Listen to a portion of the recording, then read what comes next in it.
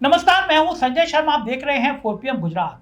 Gujarat lobby Ram मंदिर को भी नहीं छोड़ रही। अयोध्या में गुजरात के ठेकेदार क्या कर रहे हैं? कार सेवकों पर गोली चलाने वाले नृपेंद्र मिश्रा कहां का घोटाला करेंगे? एक जबरदस्त पड़ताल इस राम मंदिर की है, जरूर देखिए और अपने दोस्तों तक जरूर भेजिए। तो दोस्तों, पहले समझते हैं कि नृपेंद्र मिश्रा कौन है और उनका इतिहास क्या है। साल था 1990। मुलायम सिंह यादव उत्तर प्रदेश के मुख्यमंत्री थे। देश भर से लाखों कार सेवक अयोध्या की तरफ चल पड़े थे। राम मंदिर का मुद्दा, हिंसा, नफरत चरम पर थी, भावनाएं उफान पर थी। हर गांव से, हर शहर से राम भक्त निकल पड़े थे। बुजुर्ग, जवान, महिलाएं, बच्चे सब अयोध्या की तरफ जा रहे थे। मामला इतना गर्म कर दिया गया था। 2 नवंबर 1990 को अयोध्या में कार सेवकों पर गोली चली। सरकारी आंकड़ों में मौतें हुई, बहुत बड़ी संख्या में मौतें हुई, लेकिन कई लोगों का दावा है कि दर्जनों लोग मारे गए। उस दिन अयोध्या की गलियों में खून बहा। उस दिन जो माताएं अपने बेटे को राम के दर्शन के लिए बेचकर घर बैठी थी, उन्हें अर्थियां मिली। मुलायम सिंह यादव ने बाद में स्वीकार किया, यह एक बहुत कठिन फैसला था। अब सवाल यह है कि उस वक्त मुख्यमंत्री के प्रमुख सचिव कौन थे? चौंक जाएंगे आप। नृपेंद्र मिश्रा, IAS अफसर, उत्तर प्रदेश कैडर। सरकार की नीतियों को जमीन पर उतारने की जिम्मेदारी उनकी थी। प्रमुख सचिव का मतलब समझिए, मुख्यमंत्री के प्रमुख सचिव का मतलब तो और गौर से समझिए। वो नीति और प्रशासन के बीच की सबसे बड़ी महत्वपूर्ण कड़ी होता है। कोई भी बड़ा निर्णय उनके माध्यम से ही लागू होता है। फाइल उनके पास से ही गुजरती है। आदेश उनके दफ्तर से ही निकलता है। फिर वक्त बदला। मोदी सरकार आई 2014 में। नृपेंद्र मिश्रा बने प्रधानमंत्री कार्यालय के प्रमुख सचिव, देश के सबसे ताकतवर नौकरशाह। 2019 तक इस पद पर रहे। 5 साल तक देश की सबसे संवेदनशील फाइलें उनके हाथों से गुजरती रहीं। और फिर 2020 में जब राम मंदिर ट्रस्ट बना, श्री राम जन्मभूमि तीर्थ क्षेत्र ट्रस्ट, तो नृपेंद्र मिश्रा को उसका अध्यक्ष बना दिया गया। लोग हैरान कि जिसने कार सेवकों पर गोली चलाई, उसी को मंदिर बनाने का काम दे दिया गया। सोचिए इस विरोधाभास को। जिसके कार्यकाल में कार सेवकों पर गोली चली, वो आज राम मंदिर का संरक्षक बन बैठा है। जिस प्रशासन ने राम भक्तों को रोका, उसी प्रशासन का प्रतिनिधि चीफ आज मंदिर का मुखिया बना हुआ है। राम भक्तों से पूछिए, क्या यह न्याय है? जिस व्यक्ति को 3 गोलियां लगी, उसने मेरे संग इंटरव्यू में रो पड़ा और बोला कि यह हमारे साथ धोखा है। क्या यह उचित है? क्या शहीद कार सेवकों की आत्माएं इस फैसले को स्वीकार करेंगी? यह सवाल किसी पार्टी का नहीं है। यह सवाल हर उस हिंदू का है जिसने 1990 की वो खबरें सुनी थी, जिसने उस दिन अपना कोई ना कोई आदमी खोया था। अब आते हैं असली मुद्दे पर। मंदिर बना, प्राण प्रतिष्ठा हुई जनवरी 2024 में। देश भर में उत्सव मना, दीपावली जैसा माहौल था। करोड़ों लोगों ने टीवी पर देखा। मंदिर में भीड़ उमड़ी, लोगों ने प्रार्थना की, मिठाइयां बांटी। लेकिन पर्दे के पीछे क्या हो रहा था? अयोध्या में जमीन घोटाले की कहानी लिखी जा रही थी। मंदिर ट्रस्ट ने अयोध्या के पास सावर इलाके में जमीन खरीदी। 2 करोड़ की जमीन कुछ घंटे बाद 18.5 करोड़ रुपए में खरीद ली गई। हमने खबर छापी, जो जमीन सुबह 2 करोड़ की थी, रात होते होते वो 18.5 करोड़ की कैसे हो गई। खुलासा हुआ कि जो जमीन खरीदी गई वो महज 2 करोड़ की थी और फिर बाद में माल इधर से उधर हुआ और मंदिर की जमीन में करोड़ों का घोटाला हो गया। 2 घंटे में 16 करोड़ का मुनाफा। सोचिए, ये सारा मुनाफा राम के नाम पर। इस पूरे मामले में ट्रस्ट के महासचिव चंपत राय का नाम चर्चा में आया। समाजवादी पार्टी ने इस मुद्दे को संसद तक उठाया। कांग्रेस ने CBI जांच की मांग की। आम आदमी पार्टी के संजय सिंह ने कहा कि यह चंदा चोरी है, यह जमीनों का घोटाला है। विपक्ष ने जोर लगाया, लेकिन सरकार ने किया, सरकार चुप्पी साध गई। कोई FIR नहीं, जो जांच बनी वो ठंडे बस्ते में डाल दी गई। कोई जवाब नहीं, जैसे कुछ हुआ ही नहीं। दोस्तों, अगर किसी आम आदमी के घर में 16 करोड़ रुपए का घोटाला हुआ होता तो क्या होता? रात को ED का छापा पड़ता, CBI की टीम आती, बैंक खाते सील होते, घर की कुर्की होती, मीडिया दरवाजे पर खड़ी होती। लेकिन राम के नाम पर बने ट्रस्ट में घोटाले के आरोप लगे और सरकार चुप रहे तो सवाल उठना स्वाभाविक है। क्या राम के नाम की आड़ में इतना बड़ा भ्रष्टाचार जारी रहा? सरकार सोती रही? यहाँ एक और पहलू है जो और भी गंभीर है। ट्रस्ट को देश विदेश से अरबों रुपए का दान मिला, सैकड़ों करोड़ रुपए का चढ़ावा आया। आम जनता ने दिया, गरीब लोगों ने दिया, बुजुर्ग महिलाओं ने अपनी जमा पूंजी दी, गांव के किसानों ने 100-200 रुपए जोड़कर भेजे, छोटे दुकानदारों ने अपनी दिन भर की कमाई में से हिस्सा निकाला, NRI भाइयों ने विदेशों से पैसा भेजा। उस पैसे का हिसाब कहां है? सब खा गए बेईमान। कोई पारदर्शी रिपोर्ट नहीं, कोई सार्वजनिक ऑडिट नहीं, कोई ऐसी व्यवस्था नहीं है जहां आम जनता आसानी से देख सके कि उसका पैसा कहां गया। अब आइए एक ऐसे सवाल पर जिसका जवाब इंजीनियर्स नहीं बल्कि जनता की आस्था मांग रही है। जनवरी 2024 में प्राण प्रतिष्ठा हुई, उसी साल मानसून आया और खबर आई कि राम मंदिर की छत से पानी टपक रहा है। वो मंदिर जिसे 1000 साल तक चलने वाला बताया गया था, वो मंदिर जिसके निर्माण में हजारों करोड़ रुपए खर्च होने की बात कही गई, वो मंदिर जिसके लिए पूरे देश ने प्रार्थना की, पहले ही मानसून में उसकी छत लीक हो गई। ट्रस्ट ने सफाई दी, तकनीकी कारण है, ठीक हो जाएगा। लेकिन जनता ने पूछा, इतनी बड़ी इमारत, इतना बड़ा बजट, इतने बड़े वास्तुकार, इतने बड़े बड़े दावे और पहली साल में छत टपकने लगी। दोस्तों, यह सिर्फ एक इमारत का सवाल नहीं है, ये उस आस्था का सवाल है जो करोड़ों हिंदुओं ने इस मंदिर में लगाई थी। पीढ़ियों ने इंतजार किया, सैकड़ों साल की लड़ाई लड़ी गई, कार सेवकों ने जान दी और जब मंदिर बना उसकी छत पहले ही मानसून में लीक हो गई। ये होता है बेईमानों का राज। यहाँ एक और सवाल है, ठेका किसे मिला? निर्माण की जिम्मेदारी किस कंपनी को दी गई? गुणवत्ता जांच कहां हुई? सुपरविजन कौन कर रहा था? कितनी राशि निर्माण पर खर्च हुई और कितनी कहीं और चली गई? गुजरात के ठेकेदार अयोध्या में क्या कर रहे थे? इन सवालों के जवाब आज तक पारदर्शी तरीके से सामने नहीं आए। जो ट्रस्ट करोड़ों रुपए का हिसाब नहीं देता, वो छत की गुणवत्ता का हिसाब क्या देगा? अब आता है सबसे चौंकाने वाला हिस्सा। राम मंदिर में दर्शन करने वाले भक्त लाखों की संख्या में अपनी श्रद्धा से, अपने मन से, अपनी मेहनत की कमाई से चढ़ावा चढ़ाते हैं। एक गरीब भक्त जब 10 रुपए चढ़ाता है तो वो उसके लिए 10 करोड़ रुपए के बराबर होता है। एक बुजुर्ग माँ जब अपनी पेंशन से कुछ रुपए निकालकर भगवान राम को देती है तो वो उसके दिल का सबसे कीमती हिस्सा होता है। ये पैसा राम का है, ये पैसा जनता का है। लेकिन खबरें आई कि चढ़ावे की राशि में हेरफेर हो रहा है। मंदिर के अंदर ही भगवान की नाक के नीचे करोड़ों रुपए के प्रसाद और चढ़ावे में गड़बड़ी की आशंका जताई गई। अब जरा सोचिए, तिरुपति में अरबों रुपए का चढ़ावा आता है, वहां पारदर्शी व्यवस्था है, कैमरे हैं, ऑडिट है, हिसाब है। शिरडी में साई संस्थान है, वहां सालाना रिपोर्ट आती है, सब कुछ सार्वजनिक होता है। वैष्णो देवी ट्रस्ट है, वहां भी व्यवस्था है। लेकिन राम मंदिर ट्रस्ट जो सीधे राष्ट्रीय चर्चा का केंद्र है, वहां पारदर्शिता कहां है? जनता ने पूछा, चढ़ावे का हिसाब दो, जवाब मिला खामोशी। और जब खामोशी हो तो सवाल और बड़े हो जाते हैं।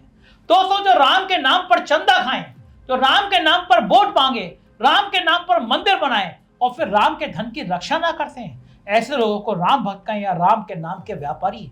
और अब आती है वो घटना जिसने पूरे देश को चौंका दिया। 2024 का लोकसभा चुनाव। राम मंदिर का उद्घाटन हुआ जनवरी 2024 में, चुनाव हुए मई जून 2024 में। बीजेपी को भरोसा था, अयोध्या तो हमारी छोरी है, अयोध्या के नाम पर हम देश में जीतेंगे।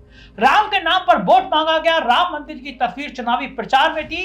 नेता कह रहे थे, हम राम को लाए हैं, हमें वोट दो, हमने मंदिर बनाया, हमें वोट दो। लेकिन अयोध्या की सीट फैजाबाद बीजेपी हार गई।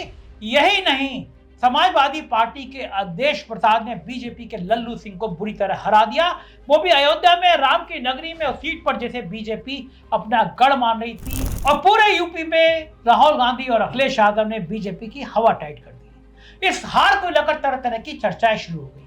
लोगों ने अलग अलग कारण बताए, राजनीतिक विश्लेषणों की बहस हुई। लेकिन सवाल बना रहा कि अयोध्या की जनता नाराज क्यों थी? भगवान राम की न्याय देखिए कि नृपेंद्र मिश्रा जो इस बेईमानी के कर्ता धर्ता थे, उनका बेटा भी चुनाव हार गया। इसे कहते हैं भगवान राम की असली कृपा। दोस्तों, मैं कुछ कारण गिनाता हूं। पहला, मंदिर बना लेकिन स्थानीय लोगों का विकास नहीं हुआ। लाखों पर्यटक आने लगे लेकिन उससे फायदा कैसे हुआ? बड़े होटल चैन को, बड़े व्यवसायी को अमिताभ बच्चन जमीनों के प्रचार करने लगे, गुजरात के ठेकेदार ठेके लेने लगे, स्थानीय लोगों को खुश नहीं हुआ। स्थानीय छोटा दुकानदार, छोटा पुजारी, छोटा व्यवसायी सब हाशिए पर है। दूसरा, जमीन अधिग्रहण में स्थानीय किसानों, दुकानदारों को उचित मुआवजा नहीं मिला। जिनके घर टूटे, जिनकी दुकानें गई, जिनके खेत गए, उन्हें न्याय नहीं मिला। यही नहीं, उत्तर प्रदेश के आईएएस और आईपीएस अफसरों की लॉटरी लग गई। किसी ने मां के नाम पर, किसी ने बाप के नाम पर, किसी ने सास के नाम पर, किसी ने भतीजे के नाम पर करोड़ों की जमीन खरीदी। मामला खोला, जांच बनी और जांच कमेटी ने कुछ नहीं पाया या ठंडे बस्ती में डाल दी गई। वो बेईमान आईएएस और आईपीएस जिन्होंने सास के नाम पर, मां के नाम पर करोड़ों की जमीनें खरीद डाली, पूछा नहीं गया उनसे कि पैसा कहां से आया। जैसा कि एक एलडीए के वीसी थे इंद्रमणि त्रिपाठी, उनकी सास को सृजन बिहार कॉलोनी में एक मकान मिला, इनकम टैक्स ने मकान सील किया।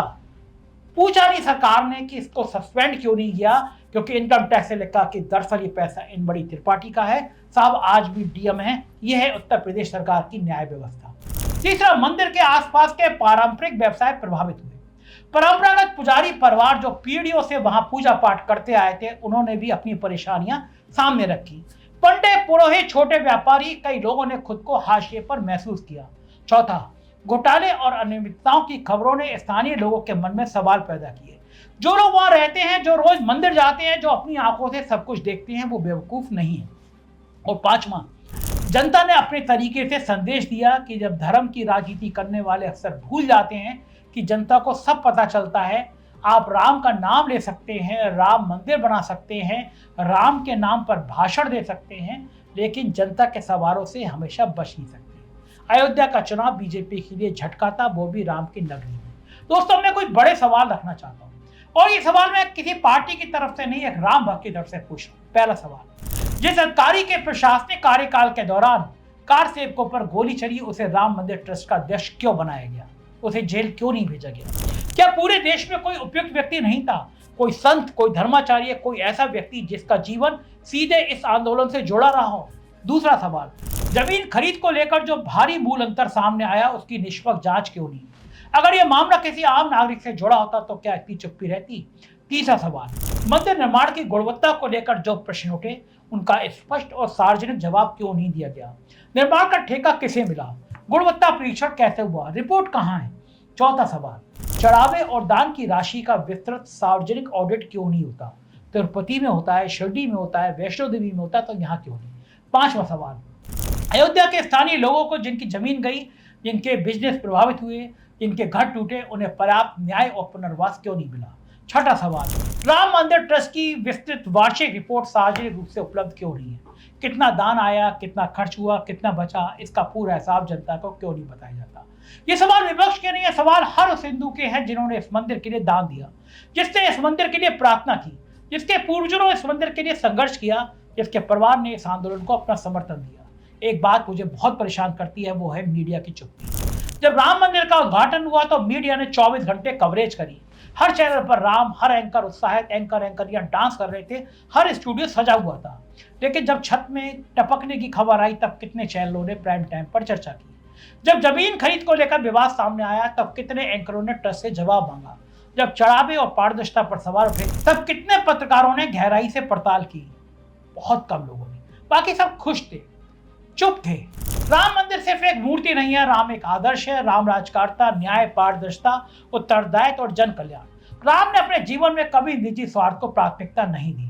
राम ने राज के लिए वनवास स्वीकार किया। राम ने शबरी के झूठे बेर खाए, क्योंकि उनके लिए भाव सबसे महत्वपूर्ण था। राम ने निषाद राज को गले लगाया। राम ने केवट को सम्मान दिया। इसलिए जो लोग राम का नाम लेते हैं, उनसे भी सवाल पूछना जरूरी है। क्या व्यवस्था में पारदर्शिता है? क्या जनता के पैसे की रक्षा हुई? क्या स्थानीय लोगों के साथ न्याय हुआ? क्या आस्था का सम्मान किया गया? अगर इन सवालों के जवाब नहीं है, तो फिर सुधार की जरूरत है। अयोध्या की जनता ने भी शायद यही संदेश दिया।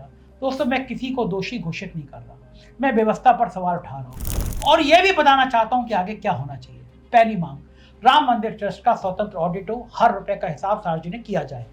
दूसरी मांग, जमीन खरीद से जुड़े विवादों की निष्पक्ष जांच हो, जो भी दोषी हो उसके खिलाफ कार्रवाई हो। तीसरी मांग, दान और चढ़ावे का पूरा विवरण हर साल सार्वजनिक पोर्टल पर डाला जाए। चौथी मांग, मंदिर निर्माण की गुणवत्ता की स्वतंत्र तकनीकी जांच हो। पांचवी मांग, अयोध्या के स्थानीय लोगों को उचित मुआवजा, रोजगार और सम्मान मिले। छठी मांग, ट्रस्ट में धार्मिक, सामाजिक और स्थानीय प्रतिनिधित्व को और मजबूत किया जाए। ये मांगे किसी पार्टी की नहीं है, ये मांगे हर उस भारतीय की हैं जो राम को मानता है, न्याय को मानता है और पारदर्शिता को मानता है। दोस्तों, कहते हैं रघुकुल रीत सदा चली आई, प्राण जाए पर वचन ना जाए। राम का संदेश था सत्य, न्याय और मर्यादा। जो लोग राम के नाम पर राजनीति करते हैं, उन्होंने इस आदर्श को कितना अपनाया, इनका फैसला इतिहास करेगा। जनता ने राम को कभी नहीं नकारा। जनता राम का सम्मान करती है, लेकिन जनता जवाबदेही भी चाहती है, और यही लोकतंत्र की सबसे बड़ी खूबसूरती है। आप चाहे कितना भी बड़ा मंदिर बना लो, अगर जनता के मन में सवाल है तो उन सवालों का जवाब देना ही पड़ेगा, क्योंकि मंदिर पत्थरों से नहीं, विश्वास से बनते हैं, और विश्वास की नींव हमेशा सत्य, पारदर्शिता और जवाबदेही पर टिकी होती है। अगर आपको वीडियो जरूरी लगा हो तो इसे शेयर कीजिए, उन लोगों तक पहुंचाइए जो आस्था के साथ जवाबदेही में भी विश्वास रखते हैं। चैनल को सब्सक्राइब कीजिए, क्योंकि जो सवाल मुख्यधारा का मीडिया नहीं पूछता, उन्हें पूछना भी लोकतंत्र की सेवा है, जो 4PM करता है। जय सिया राम।